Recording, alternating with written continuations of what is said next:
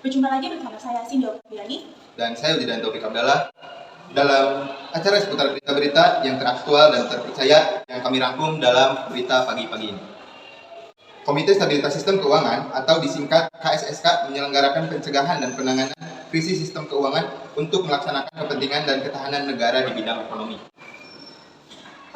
Anggota KSSK terdiri dari Menteri Keuangan, Gubernur Bank Indonesia, Ketua Dewan Komisioner Lembaga Penjamin Simpanan. KSSK merupakan salah satu instrumen penting untuk menjaga stabilitas sistem keuangan Indonesia. Kebijakan dan program kerja KSSK telah berkontribusi dalam menjaga stabilitas sistem keuangan Indonesia selama beberapa tahun terakhir. Adapun tugas dari KSSK ini melakukan koordinasi dalam rangka pemantauan dan pemeliharaan stabilitas sistem keuangan. Yang kedua, melakukan penanganan krisis sistem keuangan. Yang ketiga, melakukan koordinasi penanganan permasalahan bank sistemik baik dalam kondisi stabilitas sistem keuangan normal maupun kondisi krisis sistem. Baik, setelah ini akan ada pendapat para mahasiswa Universitas Muhammadiyah Bandung tentang terkait KSSK ini. Baik, selamat pagi Dewi. Baik, selamat pagi, bersama saya Dewi Sudahayu. Saat ini saya berada di Universitas Muhammadiyah Bandung. Nah, kali ini saya akan mewawancarai beberapa mahasiswa Universitas mengenai Komite Stabilitas Sistem Keuangan. Kang Teteh, izin untuk mewawancarai mengenai Komite Stabilitas Sistem Keuangan. Apa sih yang akan Teteh ketahui mengenai KSSK itu sendiri?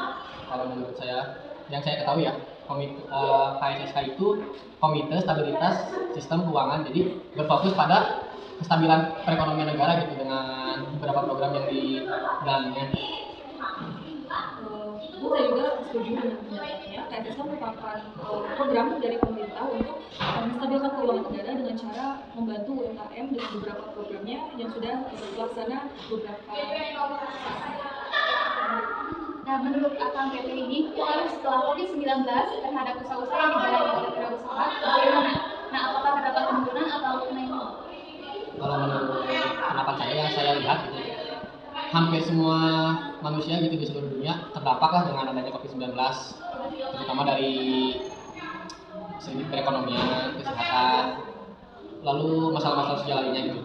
Dalam perekonomian juga beberapa UMKM pasti mengalami penurunan dikarenakan keterbatasan dalam interaksi, dikarenakan kan sekarang hampir semua penjualan online, maka UMKM yang seperti kaki lima sangat terdampak gitu karena keterbatasan dalam aksesnya, terutama kesenjangan dalam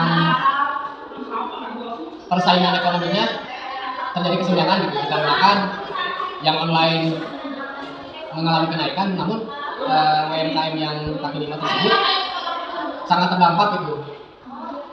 Menurut saya, COVID-19 ini sangat berdampak pada UMKM, terutama para pedagang kaki lima, karena mereka tidak memiliki sistem seperti berjualan secara online, menggunakan buku segala macam. Mereka itu banyak yang tidak mengerti dengan sistem tersebut, ditambah dengan kebijakan pemerintah saat ini yang sangat membatasi masyarakat untuk mereka atau yang penjualan dari UMKM itu tidak stabil, ya. Dan juga banyak yang tidak berbelanja di rumah, bahkan banyak juga pekerja yang dirumahkan, akibatnya mereka banyak yang di rumah dan tidak bisa aktivitas di luar, dan mereka akhirnya membeli barang atau membeli makanan itu menggunakan transportasi online, terutama GoFood dan juga saya ya banyak sekali digunakan oleh masyarakat. Jadi sangat banyak sekali percuma di sini. Dalam KSSK itu sendiri kan ada kewenangan, nah di mana menetapkan kriteria dan indikator untuk penilaian kondisi stabilitas sistem keuangan dan juga membentuk tugas tugas atau kelompok kerja untuk membantu pelaksanaan tugas komite stabilitas sistem keuangan. Nah, bagaimana pendapat Akang mengenai wewenang tersebut? Menurut saya pribadi, kebijakan tersebut itu ada dua sisi positif ya. Yang pertama itu pelaku UMKM sangat terbantu gitu dikarenakan ada anggaran modal dari pemerintah terutama dalam melaksanakan UMKM. Kemudian sisi kekurangannya dalam kriterianya itu terdapat kesulitan gitu bagi pelaku UMKM yang memang kaki lima seperti kaki lima gitu dalam mengakses kriterianya gitu, seperti legalitas usahanya, kemudian dokumen-dokumen yang memang si pelaku UMKM itu tidak punya gitu. Selanjutnya, apa saja sih program kerja yang Teteh tahu mengenai KSSK? Program kerja dari KSSK yang saya dengar itu ada pembiayaan untuk UMKM, yaitu pembiayaan modal kerja, karena mereka kan mengalami penurunan ya dalam penjualan, terutama yang pedagang kaki lima. Jadi pemerintah menerapkan kebijakan yaitu untuk memberikan modal pada mereka, modal usaha, agar usaha mereka itu kembali berjalan. Dan juga adanya pelatihan-pelatihan itu sangat bagus sekali. Oke, untuk pertanyaan terakhir nih, apa kritik dan saran dari Akang Teteh untuk kemajuan KSSK itu sendiri? Kritik kalau saya lebih dipermudah lagi ya dalam memberikan kriteria terhadap pelaku UMKM yang akan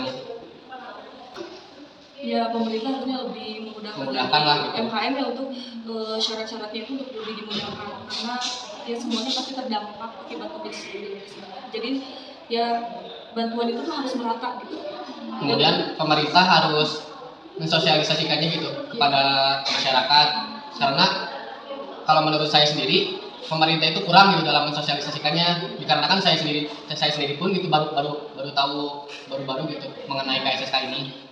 Pemerintah harus lebih mengedukasi masyarakat sih supaya mereka lebih tahu gitu adanya kebijakan ini, karena pasti tidak semuanya tahu akan adanya kebijakan ini. Jadi pemerintah harus lebih menyuarakan tentang kebijakan ini baik di berita maupun terjun langsung ke masyarakat gitu, supaya mereka tahu akan adanya kebijakan ini. Baik, terima kasih Akang Teteh untuk waktunya. Komite Stabilitas Sistem Keuangan atau KSSK memiliki peran penting dalam membantu UMKM dalam menghadapi dampak dari COVID-19 ini. Nah, beberapa langkah yang diambil oleh KSSK yaitu meliputi penyusunan paket kebijakan terpadu untuk peningkatan pembiayaan dunia usaha, perpanjangan program dukungan dan intensif usaha, dan juga koordinasi dengan lembaga terkait seperti Bank Indonesia dan pemerintah. Nah, KSSK juga bekerja sama dengan lembaga pinjaman simpanan atau LPS untuk memperkuat sinergi dalam menjaga stabilitas sistem keuangan dan memperkuat peran UMKM dalam pertumbuhan ekonomi. Setelah saya mewawancarai beberapa mahasiswa di Universitas Muhammadiyah Bandung, mereka berpendapat bahwa pandemi COVID-19 ini memberikan dampak yang signifikan terhadap UMKM di Indonesia. Sebagian besar UMKM mengalami penurunan pendapatan, penjualan, dan juga produksi sebagai akibat dari adanya pandemi ini. Nah, sehingga menunjukkan bahwa UMKM mengalami kesulitan dalam mencapai target-target bisnis mereka, terutama karena perubahan pola konsumsi masyarakat dari offline ke online. Nah, serta kendala melaksanakan kewajiban terhadap perbankan. Nah, meskipun demikian, UMKM diharapkan untuk dapat beradaptasi dengan kondisi yang ada, termasuk dengan memanfaatkan teknologi, contohnya bisa bergabung dengan marketplace. Nah, selain itu, dukungan dari pemerintah melalui program pemulihan ekonomi nasional serta dukungan masyarakat untuk membeli produk-produk UMKM juga dianggap penting untuk membantu UMKM melewati masa sulit ini. Dan juga mahasiswa berpendapat adanya keterbatasan atau kurangnya sosialisasi yang dilakukan oleh pemerintah mengenai program dari KSSK itu sendiri. Nah, di mana untuk memberikan edukasi kepada masyarakat, khususnya kepada mahasiswa tentang pencegahan dan penanganan krisis keuangan, namun keterbatasan atau kurangnya sosialisasi yang dilakukan oleh KSSK ini mungkin menyebabkan kurangnya informasi terhadap masyarakat, yang pada akhirnya dapat mempengaruhi kemampuan masyarakat dalam mengatasi krisis keuangan. Nah, di sini perlu peran pemerintahan dalam mengadakan sosialisasi yang lebih mengenai kebijakan dari KSSK itu sendiri. Baik, terima kasih. Saya kembalikan ke studio. Baik, saat ini rekan kami akan mewawancarai dosen Universitas Muhammadiyah Bandung. Dipersilakan Irfan. Selamat pagi, Irfan. Oke, selamat pagi. Bersama saya Irfan Rahmawan. Saat ini saya berada di Universitas Muhammadiyah Bandung bersama Ibu Yuti Yuniarti sebagai dosen di Universitas Muhammadiyah Bandung. Maaf Ibu, sebelumnya izin bertanya dan diskusi sedikit mengenai KSSK. Mungkin kita ketahui KSSK itu sistem kebijakan atau komite yang dibentuk pemerintah untuk menguatkan sistem keuangan negara, di mana KSSK itu sudah mengeluarkan kebijakan terpadu, yang mana kebijakan terpadu itu ditujukan untuk menguatkan UMKM di Indonesia. Mungkin kita ke pertanyaan itu untuk keputusan KSSK itu apakah sudah relevan dan tepat sasaran di zaman Indonesia sesudah pandemi ini? Kalau dari KSK tadi ya, kalau tidak salah itu nggak? KSSK, maaf ya, KSSK atau Komunitas Stabilitas Keuangan. Sudah ada atau belum? Kalau lihat dari yang sekarang kita lihat mungkin stabil ya, karena sepertinya sudah mulai merasakan ya untuk pemberian beberapa pendanaan yang terkait dengan pinjaman. Ini salah satunya untuk UMKM. Cuma mungkin UMKM-nya yang memang harus ditingkatkan ya, karena sepertinya UMKM banyak sekali ya, jadi nanti ada bisa masuk beberapa kriteria. Jadi mungkin mereka agak sulitnya ketika diminta persyaratan untuk mengajukan kriteria yang diminta pada salah satu banknya atau seperti itu. Mungkin untuk selanjutnya kelemahan dan kelebihan yang dirasakan dari kebijakan tersebut. Mungkin tadi jawabnya di pertanyaan jawaban kedua ya. Kebijakannya untuk kelebihannya sepertinya sih kalau untuk kelebihan lebih sekali ya, mungkin karena pemerintah karena sudah ada keputusannya, berarti kan sudah ada anggaran yang ditetapkan. Otomatis semua orang bisa masyarakat Indonesia bisa untuk mengambil kesempatan tersebut. Kelemahannya mungkin ada pada kita sendiri ya, ketika kita mencoba untuk mengajukan UMKM tadi minta pendanaan gitu kan. Mungkin ada beberapa persyaratan yang memang kita tidak bisa tempuh, atau barangkali misalnya itu satunya adalah produk yang kita punya itu atau kita punya itu belum 1 tahun misalnya ada persyaratan seperti itu ya, mungkin namanya itu. Jadi mungkin kelemahannya ada pada bidang itu sendiri di UMKM. Mungkin dampak dari kebijakan tersebut yang dirasakan oleh Ibu sendiri. Dampak kata masyarakat, karena saya bukan masuk UMKM ya, jadi saya belum merasakan dampaknya. Jadi semoga sih dampaknya sukses tadi. Kayak tadi kan kita punya kelemahan. Nah mungkin dari kelemahan itu bisa sudah teratasi dan memberikan kelonggaran dari siapa yang akan memberikan pinjaman yang tadi. Gitu. Yang terakhir, untuk saran kepada masyarakat untuk menguatkan UMKM-nya seperti apa? Buat masyarakat menguatkan UMKM. Gimana kalau masyarakatnya jadi harus tambah banyak ini ya? Tambah banyak usaha gitu maksudnya ya. Masyarakatnya dikuatkan, pemerintah dikuatkan ya. Masyarakat mungkin kalau misalnya masyarakatnya karena mungkin misalnya saya bangun usaha baru, tapi saya kan tidak tahu gimana cara kita mencari modal ya. Dan gimana caranya kita meminjam modal itu ke pelaku yang akan meminjamkan modal usaha. Mungkin dari pihak pemerintah sendiri akan memberikan modal usaha tersebut, tapi banyak memberikan sosialisasi mungkin ya, sosialisasi di awal gimana caranya, dan mungkin jenis usaha apa yang memang tepat untuk dilakukan pada saat sekarang dan ke depan itu masih tetap berjalan dengan baik. Baik Ibu, terima kasih. Baik, selamat pagi bersama saya Irfan Rahmawan. Saat ini saya berada di Universitas Muhammadiyah Bandung bersama saya Bapak Riki Maulana Yusuf sebagai Sekretaris Prodi Administrasi Publik di Universitas Muhammadiyah Bandung. Selamat pagi Pak. Pagi. Oke, maaf Pak, izin bertanya tentang kebijakan KSSK. Pada saat ini kan pemerintah mengeluarkan kebijakan terpadu yang dikeluarkan oleh KSSK.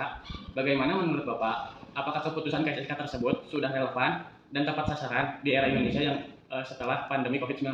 Oh ya, baik. Terima kasih. Jadi terkait dengan kebijakan KSSK, kalau kita lihat bahwa kebijakan yang diberikan oleh atau dibuat oleh pemerintah pada saat ini pasti tujuannya adalah baik, yaitu untuk utamanya meningkatkan perekonomian terhadap masyarakat, terutama dalam hal pengembangan UMKM itu sendiri. Jadi menurut saya dengan adanya program atau kebijakan yang dikeluarkan oleh pemerintah terkait KSSK ini ya sudah bagus dalam peningkatan taraf perekonomian masyarakat pada umumnya. Baik, selanjutnya kelemahan dan kelebihan yang dirasakan dari kebijakan tersebut. Terkait kelebihan dan kelemahan, tadi kalau kelebihan kita berbicara bahwa ini adalah manfaat yang sangat baik untuk para pelaku UMKM. Nah, hanya saja kalau berbicara kelemahan, pasti dalam satu sisi kebijakan itu ada lebih dan kekurangannya ya. Nah, kelemahannya adalah bahwa kebijakan dari KSSK ini belum bisa mencapai secara global, itu saja ya. Lalu yang kedua, persyaratan yang terlalu rumit. Ini akan menjadi permasalahan, sehingga diharapkan persyaratan bagi para pelaku UMKM untuk mendapatkan tentang ya peningkatan ini ya, dengan memanfaatkan kebijakan ini, persyaratan itu harus lebih dipermudah lagi. Gitu. Nah, ini yang selalu jadi masalah bagi para pelaku UMKM, terutama dalam hal pemenuhan persyaratan kredit, gitu kan. Banyak yang tidak memenuhi syarat dikarenakan mungkin adanya hutang yang dulu pernah dipinjam tapi tidak terbereskan dengan baik ya, atau persyaratan-persyaratan atau yang sifatnya legalitas formal yang dimana para pelaku itu tidak memiliki, seperti misalnya harus memiliki buku tabungan. Nah itu kan selalu jadi masalah gitu ya. Terkadang masyarakat kita ini kan ada yang memanfaatkan tabungan itu sebagai usaha, ada juga memanfaatkan tabungan hanya sebagai untuk menyimpan uang saja. Bahkan ada juga masyarakat yang tidak memiliki tabungan sama sekali. Nah ini banyak para pelaku UMKM yang tidak memiliki buku tabungan misalnya. Nah ini tentunya akan menjadi permasalahan ketika itu dijadikan satu acuan kredit bagi kebijakan ini, gitu ya, itu kelemahannya. Mungkin dampak yang dirasakan oleh Bapak tersendiri terkait kebijakan tersebut. Baik. Nah, terkait kebijakan itu sendiri, dampaknya tadi, yang pertama bahwa ini akan meningkatkan perekonomian masyarakat, terutama para pelaku UMKM. Tapi di satu sisi, ini akan menjadi ketimpangan. Ketimpangannya apa? Bagi para pelaku yang tidak bisa memanfaatkan atau mendapatkan fasilitas dari kebijakan itu, nah ini akan jadi gap antara yang memiliki dan yang tidak mendapatkannya gitu. Nah, yang kedua, dampak yang paling krusial itu adalah ketika suku bunga yang diterapkan itu terlalu tinggi. Nah, kan para pelaku UMKM mengharapkan suku bunga yang rendah. Apakah ini bisa diminimalisir oleh pemerintah sehingga suku bunga yang diterapkan kepada para pelaku UMKM pada umumnya itu dapat dijangkau oleh mereka. Jangan sampai suku bunganya nanti terlalu tinggi, malah nanti masyarakat tidak bisa membayar angsurannya, gitu kan ya. Nah, ini kan outputnya kan pemberian kredit kan ya. Nah, nominalnya berapa itu ya nanti tergantung dari si kesanggupan dari UMKM ya dan kebutuhan sebagai pelaku UMKM itu. Kalau boleh saya tanya, ini ada keterkaitan dengan bank? Ada. Banknya bank BRI. Bank konvensional bisa. BRI ya. Oke. Kalau saya perhatikan memang untuk penyaluran kredit UMKM ini ya bank plat merah ya seperti BRI. Nah, yang saya tahu bunganya memang rendah gitu ya. Bahkan persyaratannya juga tidak terlalu rumit gitu. Nah, ini kalau misalnya kita bandingkan dengan perbankan lain, ya ini agak sulit. Kenapa? Karena memang skop bisnisnya bukan hanya ke KUR aja gitu. Nah, itu. Jadi dampaknya banyak juga. Tapi yang paling penting adalah bagaimana suku bunga itu bisa direndahkan gitu, ya. Dan akan berjalan. Gimana? Untuk yang terakhir mungkin saran dari Bapak untuk para pelaku usaha supaya bisa meningkatkan UMKM-nya. Nah, bagi para pelaku UMKM tentunya yang pertama adalah dia bisa memanfaatkan perkembangan teknologi ya, teknologi yang sedang maju dan berkembang saat ini. Jadi jangan sampai mereka tertinggal karena tidak bisa beradaptasi dengan teknologi yang ada gitu ya. Nah, yang kedua dalam meningkatkan perekonomian para pelaku UMKM ya bisa memanfaatkan kebijakan ini. Jadi ketika ada pemerintah mengeluarkan kebijakan terkait dengan untuk menstabilisasi sistem keuangan mereka, ya manfaatkanlah program-program pemerintah ya. Didukung dengan tadi misalnya suku bunga yang rendah, persyaratan yang tidak sulit, ya, itu akan menguntungkan mereka. Nah, sehingga dengan demikian saya rasa perekonomian Indonesia itu akan lebih baik. Nah, karena para pelaku UMKM itu akan aktif lah ya dalam menstabilkan keuangan gitu. Nah, lalu kritik saya terkait dengan kebijakan ini adalah yaitu kembali lagi kepada pemerintah harus bisa melihat bagaimana sisi kemampuan para pelaku UMKM di dalam mendapatkan fasilitas itu, baik itu dari persyaratannya, lalu suku bunganya, gitu kan ya. Nah, apalagi kalau misalnya ini sudah masuk ke dalam ranah OJK ya, jadi ada istilahnya itu SRIK OJK ya. Nah, SRIK OJK itu kan melihat track record seseorang atau dalam hal pembiayaan. Nah, itu mungkin bisa diminimalisir dulu, karena tidak selamanya setiap orang yang memiliki yang kurang bagus misalnya track recordnya itu bukan berarti dia tidak punya penghasilan. Mungkin pada saat itu dia mengalami suatu hal yang dimana dia sedang turun ya dari segi penjualan, usaha pekerjaan dan sebagainya. Nah, tapi saya rasa pemerintah sudah memperhatikan ke situ ya. Nah, jadi jangan sampai terlalu kebijakan ini dikeluarkan tapi malah menyulitkan. Yang tadinya ingin mempermudah masyarakat tapi malah menjadi menyulitkan ya. Jadi sia-sia juga kebijakan itu. Terima kasih Pak atas waktunya. Dapat para dosen tersebut dapat kita simpulkan dari kebijakan terpadu yang dikeluarkan oleh Komite Stabilitas Sistem Keuangan bisa mempengaruhi perekonomian di Indonesia setelah pandemi. Tapi pada penerapannya masih ada yang harus diperbaiki seperti penginfoan yang masih minim, syarat-syarat yang cenderung menyulitkan beberapa pihak dan problematika lainnya sehingga kebijakan tersebut bisa benar-benar tepat sasaran. Sekian dari saya Pak Rahmawan, kembali ke studio.